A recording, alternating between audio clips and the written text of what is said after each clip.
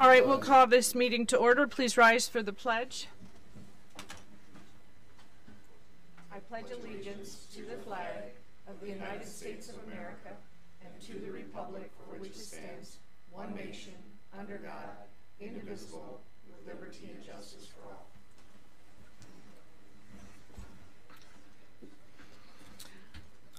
All right, I'm going to seek a motion to adopt the agenda, but I just want everybody to understand the first closed session could be moved down if the HR director has not come back from the circuit court yet. So is there a motion to adopt? Moved by Lucido, supported by Romano. Questions? Please vote.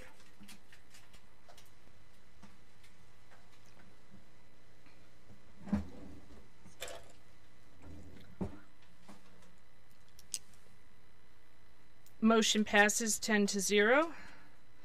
Approval of the minutes dated November 8th, 2017. Moved by Duge, support by Carabelli. We have this, I haven't noticed it before, but in the middle of this we have a civic clerk. Is this some sort of new program or something, or? Oh, that's right. Court Sync got bought out. It's a name change. Oh, okay. So this is legit. I'm not seeing things. It's the same thing. It's just a change in company. Okay, thank you very much. Okay, are there any other questions? Please vote on your iPad.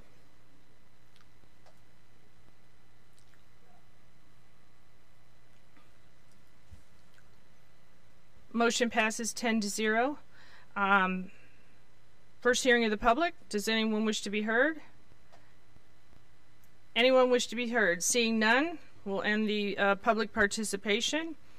We are not ready to do item number 6, so we'll go down to correspondence. Motion to receive and file public notice of availability, FAA Cleveland Detroit Metroplex draft environmental assessment release. Moved by Drillette, support by Lucido. Any questions? Please vote.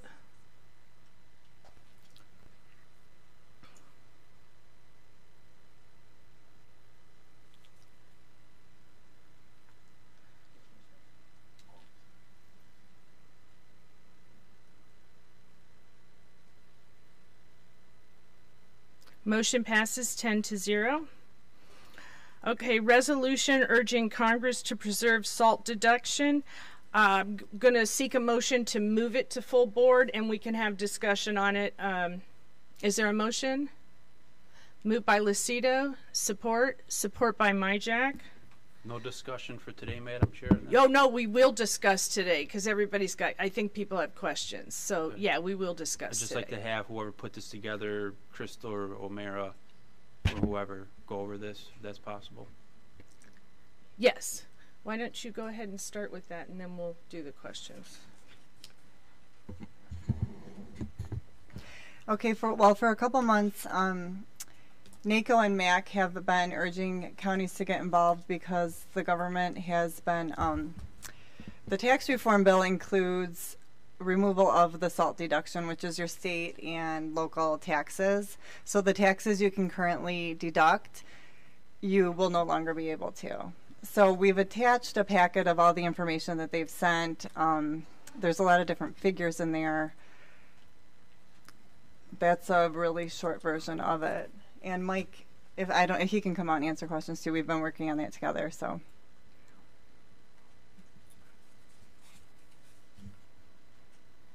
Oh. Yeah.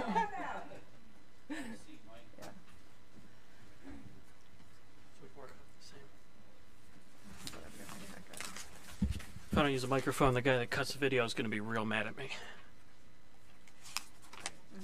All right. Give a little more of an explanation if you can.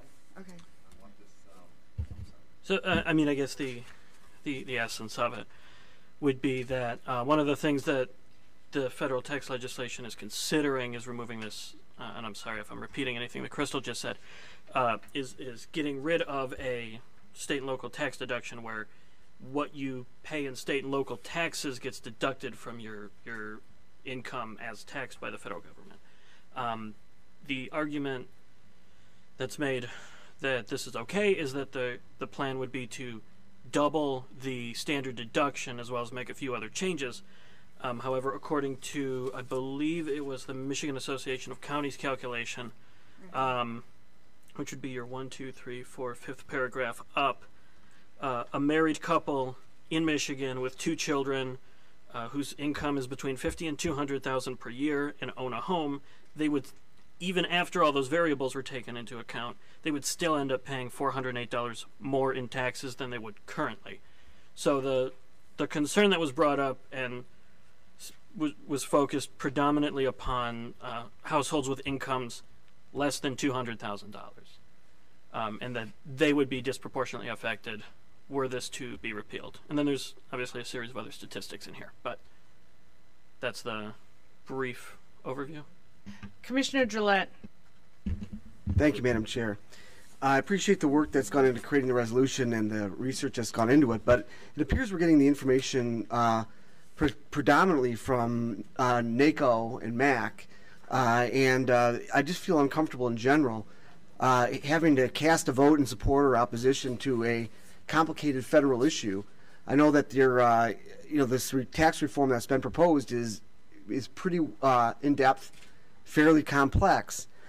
Even just looking at the document provided by NACO, on page 3 of that document, it says, if SALT were repealed, almost 30% of taxpayers, including individuals in every state, would be adversely impacted. Does that mean more than 70% will be positively impacted if only 30% are going to be negatively impacted? I mean, maybe we should be voting for maybe this is the wrong thing to do.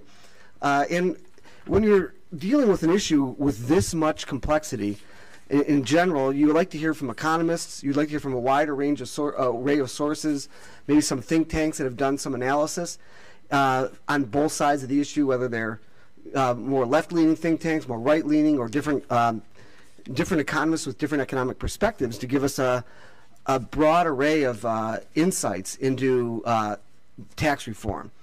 So I just feel very uncomfortable with information only from one source, NACO, to suddenly decide that we know enough about what's going on at the federal level for me to vote on a resolution on this. So it's just not necessarily specific to this, my concerns. My concern is just specific to us, a couple hours before a meeting, getting a resolution in support or opposition to a state or a federal issue, which we haven't had a hearing on, we haven't had a committee hearing on, we don't have expert testimony on, we don't have a wide array of folks providing different perspectives on. So it's just that comment. I just would rather that we did resolutions on things that are county related or 50th wedding anniversaries and Eagle Scouts. Thank you. May I respond to that? Yeah, go ahead. Okay. Totally understand your point about MAC and NACO being potentially slanted. And we went through a bunch of different sources. Not slanted, just one perspective. Right. And what would be on page 38, if it wasn't cut off, was a kind of supposed to be a landscape page chart, which was taken from 2015 IRS filings. And that breakdown is what's used to create these statistics that are in the resolution. And we can get you a complete copy of that document, but that's where these numbers were coming from, and that's why they were put together the way they were. So it was from the IRS filings as opposed to. So why on page 3 of the NACO document, the impact of the state and local tax deduction, eliminating the state total tax deduction, does it state in very bold letters, if SALT were repealed, almost 30% of taxpayers in all income brackets would be adversely impacted. So I suppose that means over 70% would be positively impacted, and therefore we should favor, in behalf of our taxpayers, eliminating the deduction. 70+ % will be better off. Okay, I'd like to respond to that for a couple of reasons. The first is a large percentage of the population doesn't pay those taxes to begin with to be losing the deduction, either due to income, for a variety of reasons. So I would assume that there's nobody saying that it benefits anybody nobody on the right or the left, there's been a lot of discussion about this. If you watch incessantly, which I do on this particular issue, I think that there are a number of Republicans that are having a problem supporting it because of how it's going to affect the residents. There's two bottom lines on this. The first is it rose out of the fact that they can't do this package without spending more than the $1.5 trillion over 10 years. So there were a series of things that they came up with to try to offset the cost, and this was one of them. My position is our residents are going to pay more taxes if we're and they're not going to stay here. And when they're not paying the taxes to the federal government, they're staying here and they're being spent here in our economy. So I'm a big advocate of, if you have to have taxes, pay them at the local level where you see the benefit due to rebuilding of buildings or police officers or for whatever it is.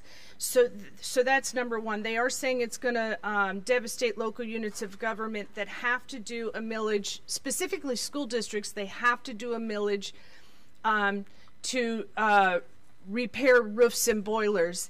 If these deductions are being lost, they're going to have a hard time doing that. But with respect to us, I'm not as much concerned about the effect on the county as the effect on the residents, because with respect to that infrastructure thing, everybody's been talking about an infrastructure package, and everybody on the campaign trail, at the state level, at the national level, everybody's going to do an infrastructure package, and now you don't hear word one about infrastructure packages. So we don't want to cut off the locals' ability to rebuild the infrastructure if nobody else is going to participate in it. And I personally don't think you find a way to pay for tax cuts for corporations on the backs of those that live in the county that make less than $200,000 a year. So that's my 2 cents on that. Anyway, Commissioner Romano. Thank you, Madam Chair. I don't want to rehash everything that Commissioner Gillette said, and probably 98% of what he said I totally agree with. I'd like more information. I'd like to see we've heard the pro, I'd like to hear the con, and I'm sure there is. In my particular case, I'm saving money, but I'm one individual. And I'm sure there's many more like me out there. So I would like to hear the other side of the coin before I would go ahead and put my name to a resolution that's going to be put out. That's my 2 cents. Thank you. And this is a motion to forward it to full board. If people aren't comfortable with that, I'm fine. I just don't want anybody to think we're actually approving it today. So with that, Commissioner Duge. Thank you, Madam Chair. Interesting commentary as far as this goes. The problem that I have is that we can't see the entire package, first of all. And I still remember having the ability to write off the interest I had on my credit cards and so on and so forth. And supposedly, by some formulas, everything was supposed to be great after that. Couldn't write off the interest on your credit cards. You couldn't write off this. You couldn't write off that. Meanwhile, the IRS is auditing more people than you can shake a stick at. I actually agree and would like a whole lot more information on this. I know we're not voting on it, but I think we all need to step back and see what the entire package consists of before we start in with a resolution for the state and local taxes. And frankly, I thought salt was something completely different when I first saw it. But that being said, we'll take it from there. Thank you, Madam Chair. All right, thank you. Anyone else? Chair Smith, that's okay. Thanks. As Mike mentioned, this is something that kind of came up suddenly, which is where the rush is on this. It's not something that, someone's trying to ramrod through. So I would put it on each individual commissioner to get a little bit of their own information on this too. I mean, we all have congressmen and senators that we can call and ask some questions about. Maybe our tax people that we know would probably have a pretty good idea of what this is going to do to both us as residents and maybe even us as a county. And Yeah, well, I mean, Jim's pointing to Steve. Do you have any idea on this yet, Steve, on what kind of impact the potential of this would have on the county? And I know that with Part A, there's also Part B and C and D, and we don't really know how they all interact. But do you have any thoughts on this at all?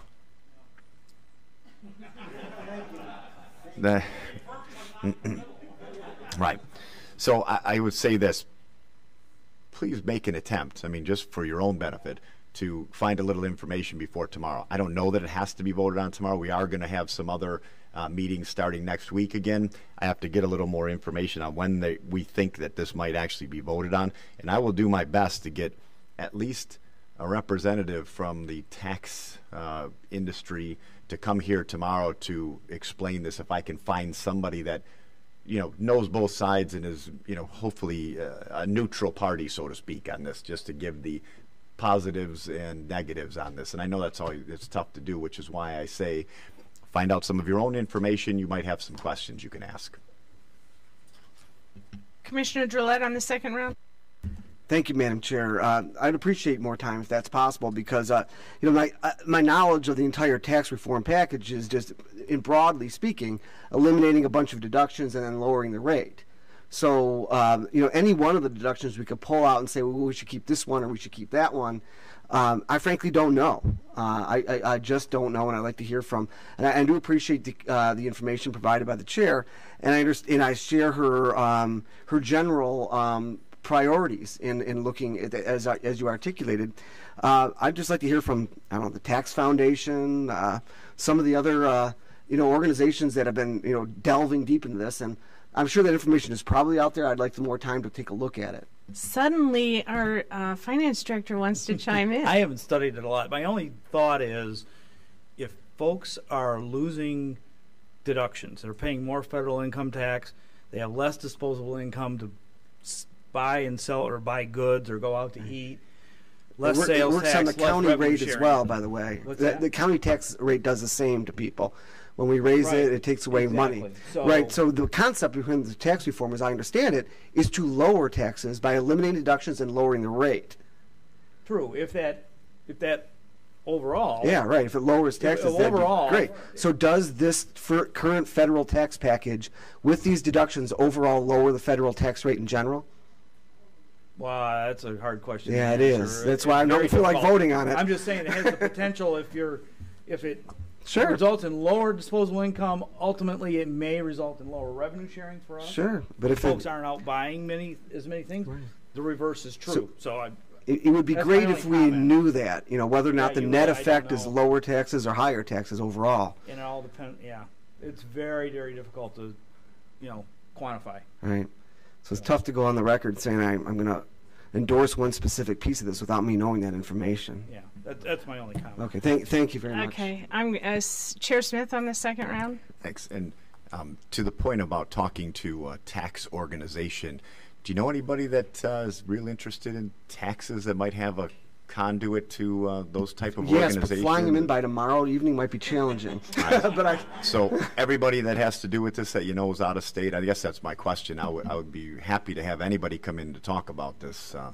But in really how it works for us individually is most of my concern, right? The county, what it does to the county, and what it does to the individual taxpayer. So I don't know if there's anybody that you might be able to get with, Leon. I know that you deal a lot with this kind of stuff. So. Yeah, if I can think of somebody who's in the state who's able to come in, by tomorrow, that would be great. Right. I'll take a look. Okay. All right, there you go. Okay, and I think with regard to the corporate tax rate, I think there's widespread belief it should be taken down to 20.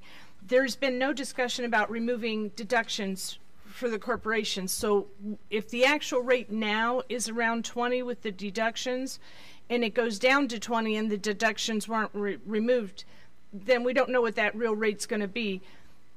The only discussion that they've had in Washington is about the deductions that affect individuals, and there have been a number of discussions relative to that.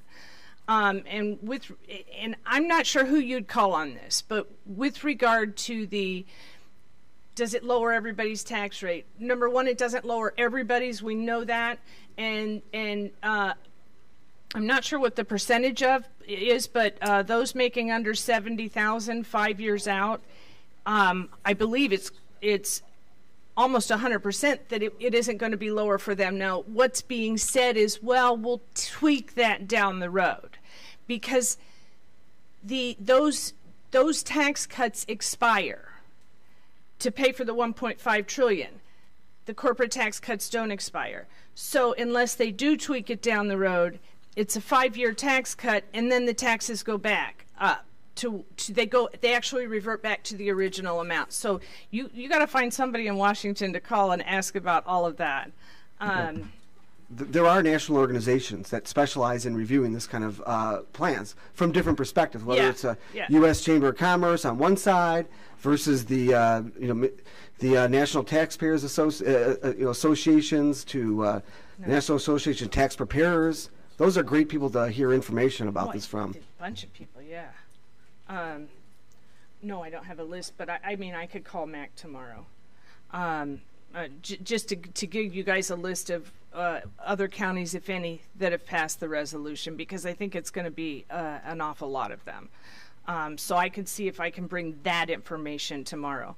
But ultimately, we might not have commissioners comfortable with voting on it tomorrow. We'll see what happens.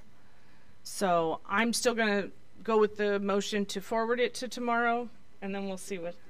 And then you're right, tomorrow we could remove it, we could table it, we could do whatever we want to do. So, Commissioner Carabelli. Thank you, Madam Chair. You know, in the meantime, is there any way, somebody brought up chamber, is there any way we can get one of our Macomb County Chamber or Spring Heights Chamber in here if they have anybody that has any information? Yeah. I'm going to reach out on my end too, but I don't know enough on it to support it or not to support it. There's not enough here for me. So I have no problem moving it on for discussion tomorrow, but unless I get something between now and then, I'm not going to be able to move on it either way. Thank you. Okay, let's see. I think we don't have any other questions. Please vote on your iPad.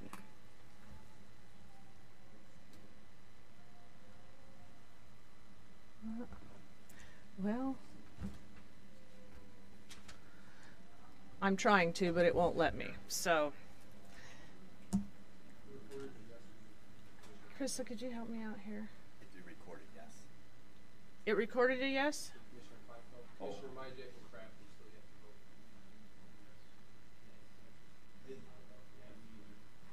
Yeah, okay. Okay, motion passed 8-1 to 2, with Gillette and Duge abstaining and Romano voting no. Okay, proclamation commemorating the Italian. What's wrong?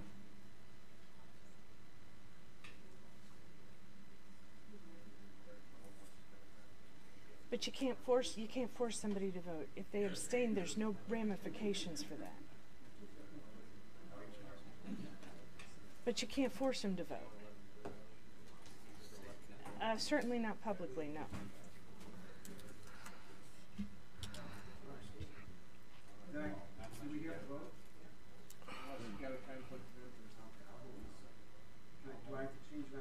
No, you can just verbally and I can change it. No. Okay, so it's... Okay, so Commissioner Gillette, Commissioner Duge, and Commissioner Romano voting no. The abstentions have been changed. Everybody got it? Okay, I'm going to move on to the next agenda item. Resolution urging Congress to... proclamation.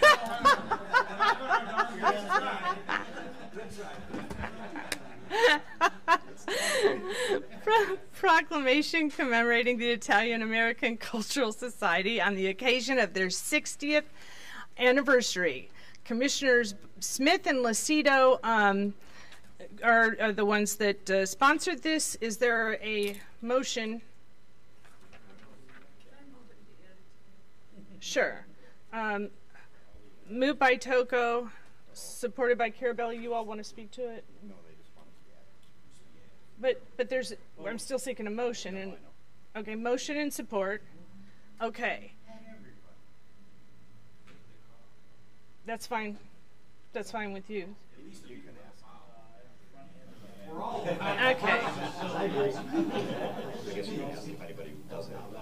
Okay. Okay. There's a motion by Toko and a support by Carabelli. Would everybody like to have their name added to this? Okay, then we will do that. Okay, with that, please vote on your iPad.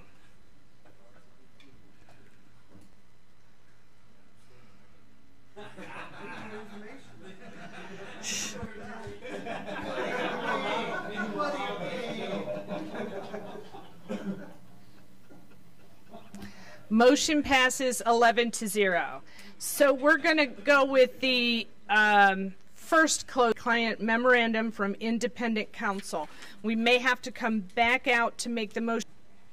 Okay, that motion passes 11-0. And I'm opening up.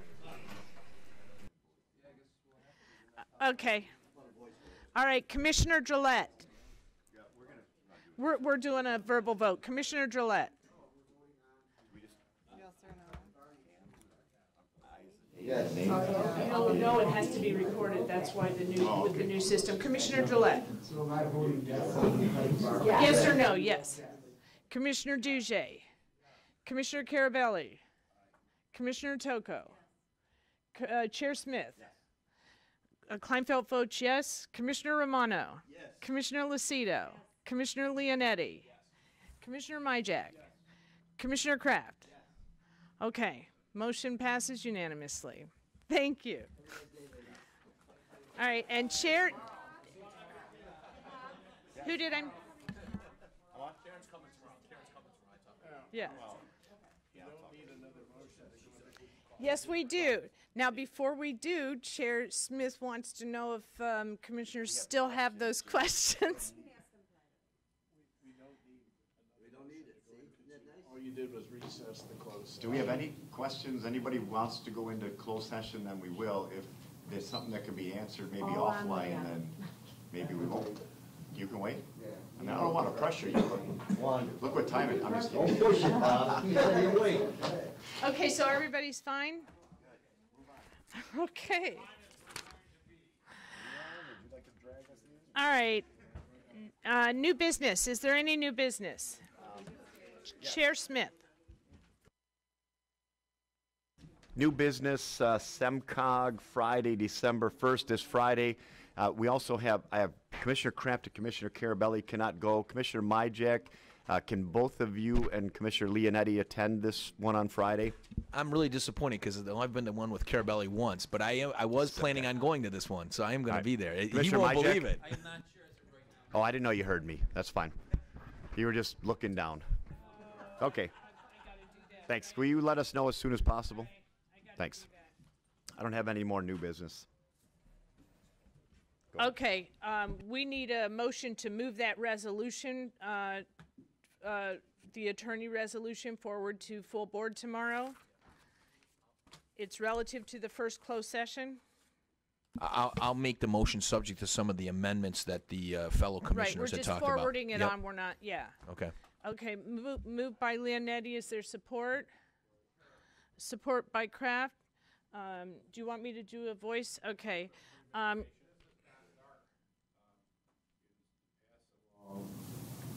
draft. It's to move the draft forward. It's not the final version. Right. Okay. And we had talked about a not to exceed and some other things that Okay. Individual commissioners thought we ought to look at between now and tomorrow. Okay. All right. Commissioner Leonetti. Yes. Commissioner Kraft. Yes. Commissioner Myjack. Yes. Commissioner Lucido. Yes. Commissioner Romano. Yes. Commissioner Klinefelt votes yes. Chair Smith. Yes. Commissioner Toko. Yes. Commissioner Carabelli. Aye. Commissioner Duge. Absolutely. Commissioner Gillette. Yes. Okay, motion passes. All right. Okay. Oh, okay, and then just before we go on to public participation, get your dates in for 2018. They're waiting on them. And And okay, so public participation. Does anyone wish to be heard? Seeing none, we'll close public participation. Motion to adjourn by Duge, support by Kraft. All in favor? Aye. We're adjourned.